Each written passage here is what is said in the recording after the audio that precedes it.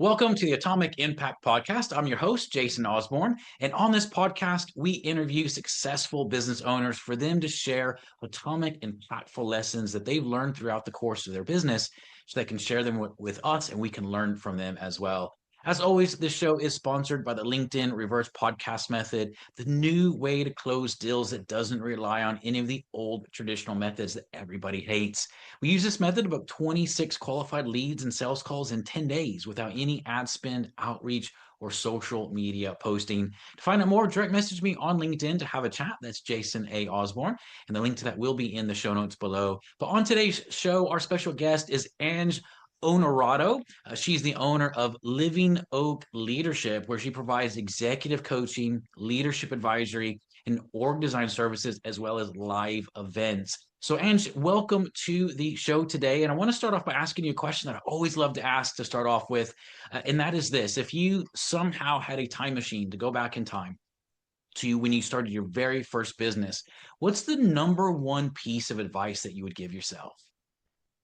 Oh boy. And well, first of all, Jason, thank you for having me on. And I think it's a great question. It's actually one I've kind of been pondering a little bit right now. I think as we're all kind of looking into the new year and sitting back and saying, wow, it's been a number of years I've been doing this. So what would I say to myself? And then therefore what might help others say. I think the first thing is that I also like to call myself an accidental business owner. I really honestly never saw myself going into business. I'm the product of two educators. My father was a longtime superintendent and did state policy. My mom was a teacher. I thought I was going to be a psychologist on the stage, just, teaching and doing that. And so I kind of fell into business early on and then kind of fell into owning one. And so I think what I would say to myself is, believe it or not, the first many years, I didn't fully believe it. I just kind of thought, oh, this happened and I'm here and I just have to kind of do these things. And I think I would look back and say, you're meant to bring a big message to the world. You're meant to have a platform to be able to do that. And it's okay to break the mold a little bit. It's okay to because I always thought entrepreneurs and business owners were like, I have this great skill, or I went to business school, or I've invented a product, or I'm the only one that does this great, financial service, or whatever it is. And what happened to me is I fell into things that pulled me in based on just what I think I did naturally. And I saw people transforming and getting impacted by it.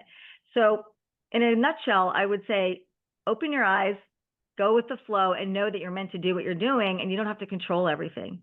That you can be what you thought you weren't supposed to be, because that might be the truest form of what you have to offer. Yeah, I love that. I love that. And it's always interesting for people that are kind of accidental entrepreneurs. They never really thought they'd do that, and they just ended up being there, which is great. Well, now that you've been established and you've been going for several years, one of the things I love to understand from people are, what are some of the biggest current challenges that you're going through, and what are the lessons that you're learning from that? Because I think it's important for to kind of normalize that, because as business owners, we all go through things and sometimes we think it's just us. But what are some of those things that you've been challenged with and are learning from? Yeah, and that's a great question. I think, if I take that same, how I got into the business and how I see it, and I fast forward, because really I've been doing this now in my business for over 20 years. The first several years, to be truthful, the business started as what we now would call a side hustle. We didn't have language for that back then, right? It was just sort of, I had my expertise, I had my corporate work, I had, what I've been developing and going to school and developing that experience in. And then people would kind of come to me and say, could you do this for me? I'd love to do that with you. And so it kind of evolved.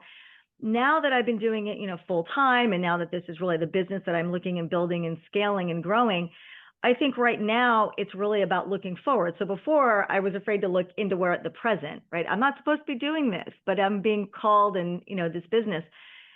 It's learning how to shift enough into being where my feet are, right? Being present, aware to see, how do I run the business right now? And how do I offer that?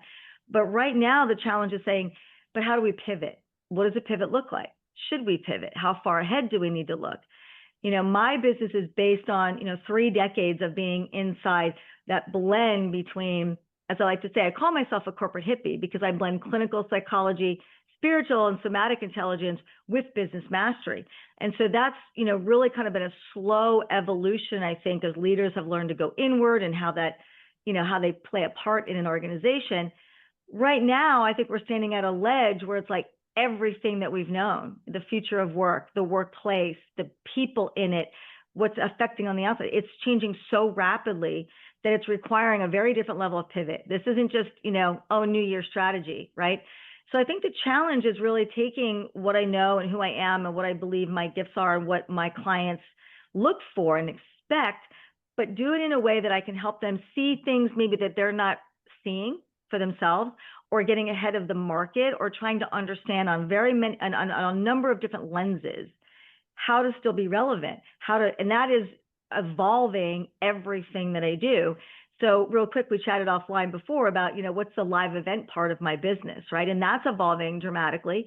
One big thing is, I think, as we're pushing forward in a lot of technology and AI and all of that, there's a really big pull and pushback, I think, to getting back to belly. What's the human to human piece look like?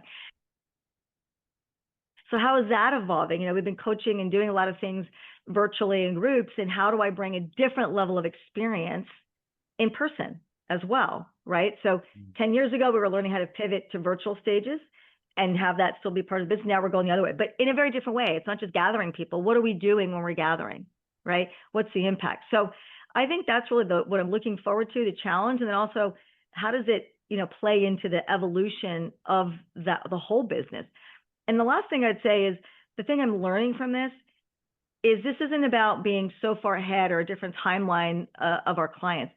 I firmly believe that we just need to be even 1% ahead where the people that we serve are, right? So I don't just teach and do it in embody. I do this inner work myself on a daily basis. I've been doing it for decades.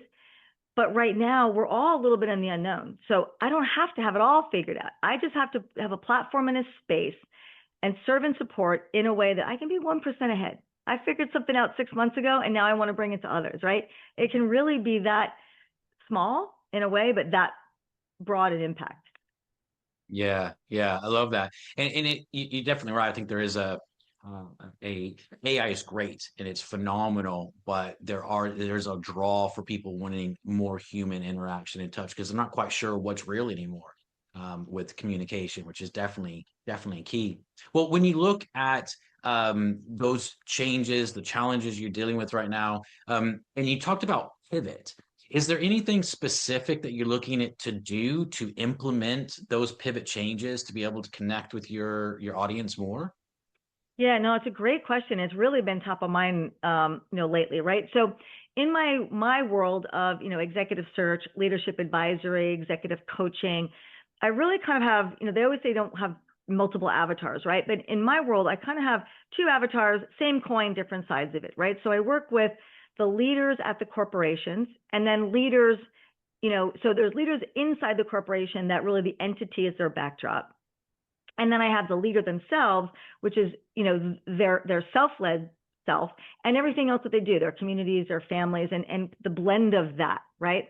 So when we're doing executive recruitment, yes, I have to be with the executive leaders and understand and go deep in the candidate side of things, but we also have to provide deep leadership advisory to the companies on the talent enablement and the human capital. While that's evolved, obviously, over decades, I think right now, the thing that I'm trying to bring is actually the bridge to that. What's kind of new is more of and calling it right out as this is a re-education as well, right? So so looking at what an actual curriculum, not leadership training, not just technology, but what is the ed tech? What is the educational value of teaching organizations how to think differently about their talent? It's not just about workforce planning, succession planning, or even learning and development. It's how do we figure out what the human machine relationship is?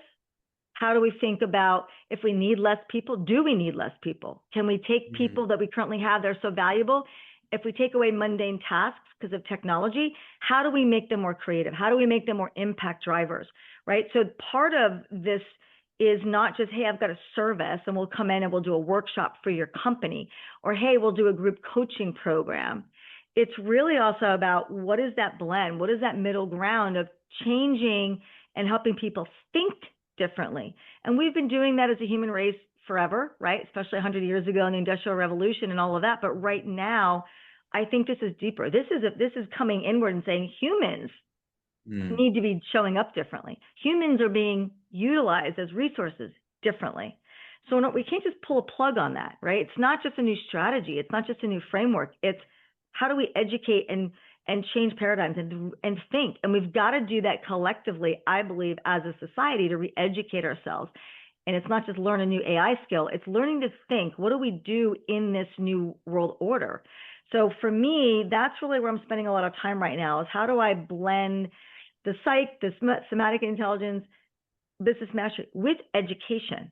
And that's a throwback to, oh, that's how I started. I came from the world of education in many ways, right? So to me, that's all blend, service, pivot, and really bring impactful and influential value to my clients, because we're not just taking them from step here to step there. It's evolving into a whole new way of being, whole new way of thinking. At least that's my hope. Yeah.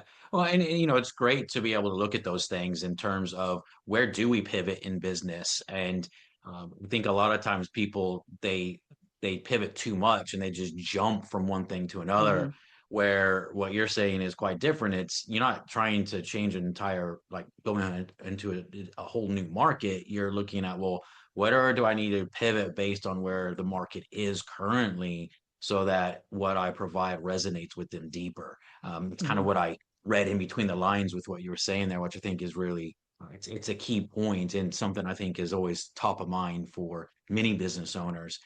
It's a very common thing that we're always looking at as well. So, well, if you look at over the, let's say, next 2 to 3 years of your business, I know you're looking at kind of that pivot side of it, but what are you wanting to achieve? What are your goals in the business? Yeah, a really great question. And I'm a firm believer, obviously, in what I do and teach is helping us, what I call self-leadership, right? It's connecting our uniqueness with what do we really want to do? What do we really want to bring to the world? We have an opportunity, I think, that's unlike anything before. And so as I'm sitting and spending a lot of time thinking about that, I'm very clear on the service offerings, right? And in the way I described it, what I just mentioned. But I think what's evolving and what I'm seeing over the next 2 to 3 years is taking the concept of the human to human, the human to machine, the gathering, getting back to more that belly to belly, to your point earlier. We don't always know what's true and real when we're living externally or living and absorbing in the digital space. And so what I'm really hoping to do, and it's really surprised me, to be fully honest with you, and I think this is something as business owners, sometimes if we're doing the work, we have to ask ourselves, what if I'm getting intuitive hits or I'm getting messages internally that everything I think I need to do and want to do doesn't seem like that's where the pull is, that it might really be over here, and really being open to listening to that internally. And so for me, that's manifesting right now in looking like, hey, we've done everything to try to learn how to be digital nomads and remote. Why do I have this pull and feel like there needs to be something that's also bricks and mortar bound, where we can create this environment or have it available? Like, we're talking global. I've been doing global for decades. All of a sudden, I'm really thinking, hey, I'm also seeing geographic locales, even where kind of these re-education centers, the things I like to call more of bringing back the town hall, bringing back watering holes, bringing back communities where people can come and be members of something. We've had co-working spaces for a long time, but they were individual co-working, and we just shared the energy in a room. This might be more about bringing people for a common goal, about being re-educated by combining whatever we do in our work with changing that and being those change agents and changing at all levels and up-leveling. And so for me, it's getting really, really clear that I think in combination to traveling and offering live events and doing group coaching and high-level one-on-ones and executive retreats, and they're all part of the offering. But I do see very much, and I'm really in conversations right now, looking at a lot of other partners and investors and different things about perhaps really building the right homes, if you will, kind of physical spaces that we can bring people together to do that, which is not something that if you told me 3 years ago would be on the radar, but it feels like a pretty strong pull, at least at this moment. Yeah, that's exciting. It's always great to be thinking of those innovative ideas around that, which is very, very cool. Well, and for people that are looking to learn a little bit more about you and what you do, what is the best place for them to get in touch with you? Yeah, absolutely. The best place is obviously on LinkedIn, so you can just find me as Ang Onorato. But check out my website at angonorato.com. I've got hundreds of blogs on there. I have a new Substack article or a Substack platform, so I'd love to invite people there. And really, what I'd love to do, based on what we just spoke about, is I do have a community on school called Living Oak Leadership, and I actually call it our community watering hole. So there's lots of free things there. I'm actually building out a whole new calendar. So 5 days a week, I'm going to have opportunities for people to jump on and just kind of get support and be part of a community. So those are really the best ways to find me. And I would love to connect with anybody and see how I can serve and support.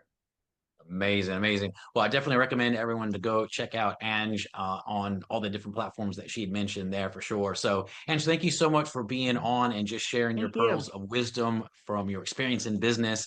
And it's been great having you on. And as a reminder to everyone listening as well, this show is sponsored by the LinkedIn Reverse Podcast Method, the new way to close deals that doesn't rely on any of the old traditional methods that everybody hates. To find out more, direct message me on LinkedIn to have a chat. That's Jason A. Osborn on LinkedIn. The link to that will be in the show notes below. And until next episode, stay inspired.